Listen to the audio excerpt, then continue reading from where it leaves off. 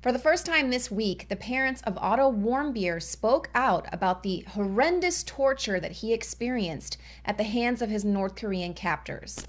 Otto had a shaved head. He had a feeding tube coming out of his nose. He was staring blankly into space, jerking violently. He was blind. He was deaf. As we looked at him and tried to comfort him, it looked like someone had taken a pair of pliers and rearranged his bottom teeth. Oh my gosh. North Korea is not a victim. They're terrorists. They kidnapped Otto. They tortured him. They intentionally injured him. 22-year-old Warmbier was returned to the U.S. from North Korea 3 months ago after being detained for allegedly stealing a propaganda poster from his hotel in late 2015.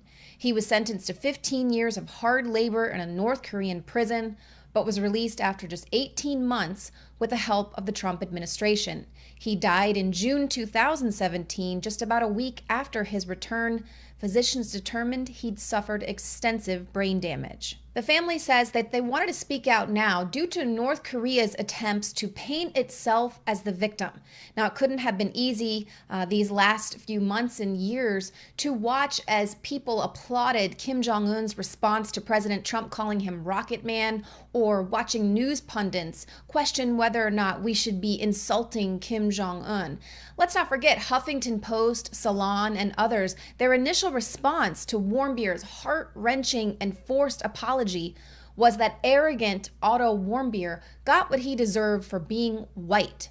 What kind of a dark heart must you have that your first response to that video is to mock his white privilege and his rich white frat boy privilege that landed him in a North Korean prison camp? Now, Deputy Chair of the DNC, Keith Ellison, had this to say. North Korea is a serious thing. You have this guy making bellicose threats against somebody else who has very little to lose over there. And Kim Jong-un, the world always thought he was not a responsible leader. Well, he's acting more responsible than this guy is.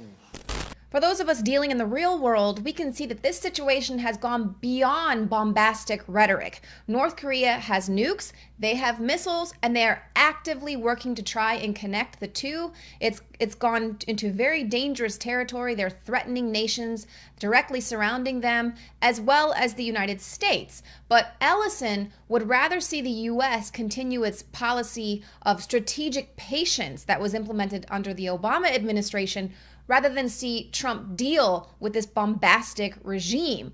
Upon Warmbier's release from North Korea, Kim Jong-un called him a victim of Barack Obama's policy of strategic patience, since he had never requested the student's release during his presidency.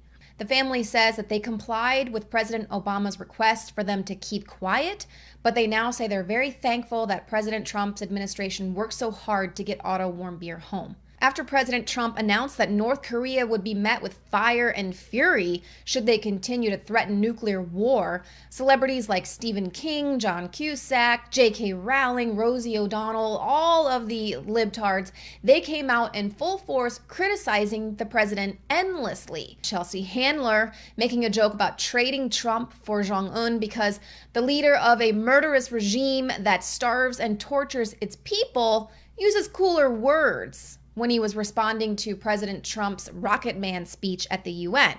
Because nothing is worse to these people than having Donald Trump as president. Absolutely nothing is worse. Even being wiped off the map via nuclear war by Kim Jong-un, the dictator, that's even better than having President Trump as president. Their hatred is so strong, they'd rather see this country wiped off the map. They'd rather see American prisoners be tortured than let President Trump succeed in anything. The cause of Warmbier's death remains a mystery. Doctors who treated him said he was badly brain damaged when he arrived from North Korea in what they termed a state of unresponsive wakefulness. The family says that when they boarded the plane to greet Otto for the first time, they were met with these inhuman howls, involuntary howls coming from Otto. And it was just so gut-wrenching. The mother, the sister, they had to run off the plane. Now, an external examination was carried out by coroners, but the family asked local coroners not to conduct an autopsy, and instead they blamed their son's death on the awful, torturous mistreatment that he received in North Korea. And so now there's some speculation that the coroner's report doesn't match up with the family's testimony, with their comments. The report showed there was no evidence of torture, but there was also no evidence of botulism in his system. North Korean doctors claimed his brain damage had been caused by a heart attack after taking a pill for botulism. Either way, the fact is Otto Warmbier entered into North Korea a healthy college student, and he was released just 18 months later with severe brain damage and nearly dead. In ancient times, man roamed the earth in a constant state of hunting or being hunted. Introducing Caveman, where cutting-edge science meets ancient super nutrients. Secure your bottle right now at InfoWarsStore.com.